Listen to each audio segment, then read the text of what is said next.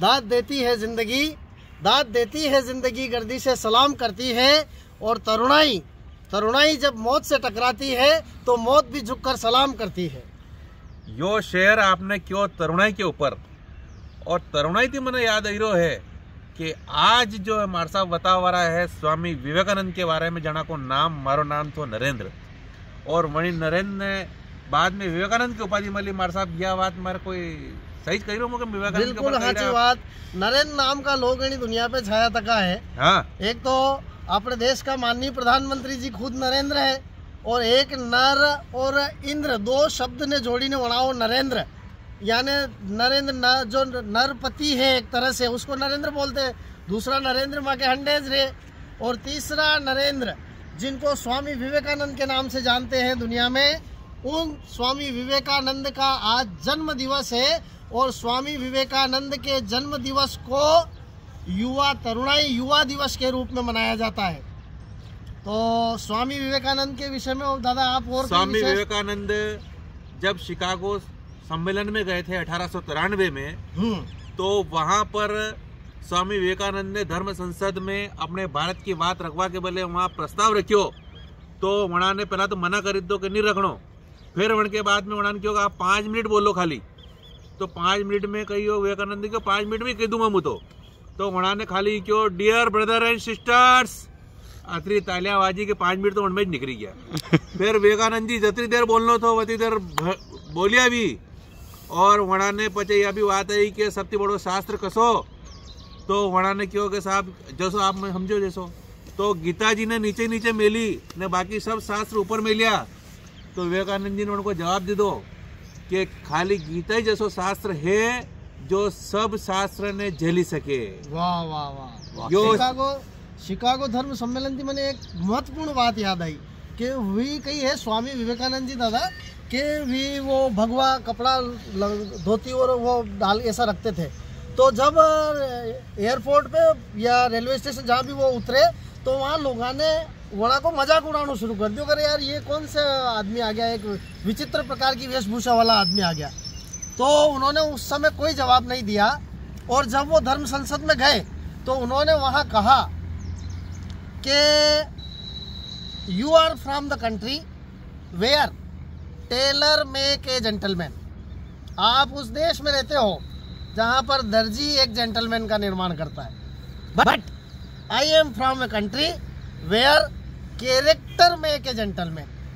हम जहाँ रहते हैं वहाँ चरित्र आदमी मजबूत होने, चरित्र निर्माण जहाँ होता है, निर्माण से उस चरित्र निर्माण को विवेकानंद जी ने चरितार्थ किया। और भारत का नाम उस समय में जब भारत के नाम लेने वाला कोई नहीं था दुनिया में, दूसरे धर्मों का बोलबाला था, उस समय हमारे सनातन धर्म का डंका विवेकानंद जी ने बजाया। आज अब युवा दिवस पर इन दोनों महानुभावों ने जो बात रखी है, कहीं न कहीं युवाओं के बीच में जाना चाहिए और युवाओं को आने वाले समय में विवेकानंद के पद चिन्हों पर चलने का प्रयास करना चाहिए। युवाओं के ऊपर पाठक जी कुछ कह रहे थे। बहुत अच्छी बातें हुई है, इन दोनों ने काफ़ी टाइम लिया वीडियो को आखिरी तक जरूर देखना, इनको पहले बोलना चाहिए था। तो अब मेरा नंबर आखिरी मारा, लोग देखेंगे कि नहीं देखेंगे, लेकिन फिर भी मैं अब बोल के बताता हूँ। इन्होंने शुरू में नरेंद्र नाम की महिमा बताई, इससे मैं यहाँ से आता हूँ कि नरेंद्र नाम, एक बहुत बड़ा संत ने कहा कि नाम में क्या रखा है, तो नाम नरेंद्र था उनका, विवेकानंद जी का, लेकिन आखिरी में उनका नाम विवेक के साथ जुड़ा, यानी विवेक आदमी का सबसे बड़ा होना चाहिए, तो इसलिए विवेकानंद के नाम से वो फेमस हुए। तो नाम में कुछ नहीं रखा। दूसरी बात, विवेकानंद जी के बारे में मैं बताना चाहूँगा कि विवेकानंद जी श्रम के ऊपर बहुत महत्व देते थे, और श्रम इतना करते थे, अगर वो अध्ययन नहीं कर रहे, लिखत पढ़त नहीं कर रहे हैं, या तो लकड़ी चीरते थे, रास्ता बनाते थे, कुछ इस टाइप से करते थे। और एक और उनका वाकया बहुत अच्छा बताता हूँ कि आज के युवाओं को कैसा होना चाहिए कि एक बार जब उनकी माता जी सब्जी काटने के लिए बैठी और चाकू थोड़ा सा दूर पड़ा था, तो उन्होंने उनको बोला विवेकानंद जी को, नरेंद्र बेटा वो चाकू देना। तो चाकू जब लेके आए नरेंद्र जी, तो चाकू का मुंह का जो तिकोना भाग था उन्होंने अपनी तरफ रखा और चाकू उस तरफ से ले जाके दिया।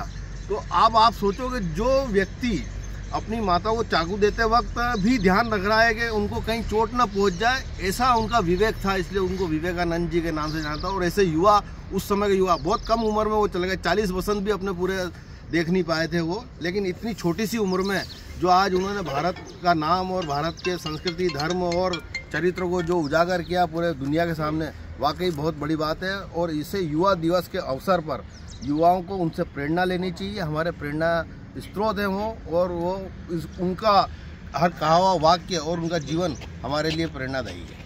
बिल्कुल सही बात कहा ही आपने। और स्वामी विवेकानंद जी कहा करते थे कि जिस देश के निवासियों को अपने अतीत का गौरव, हृदय में परिवर्तन की पीड़ा और आंखों में भविष्य के सपने नहीं हो, वो देश कभी जिंदा नहीं रह सकता।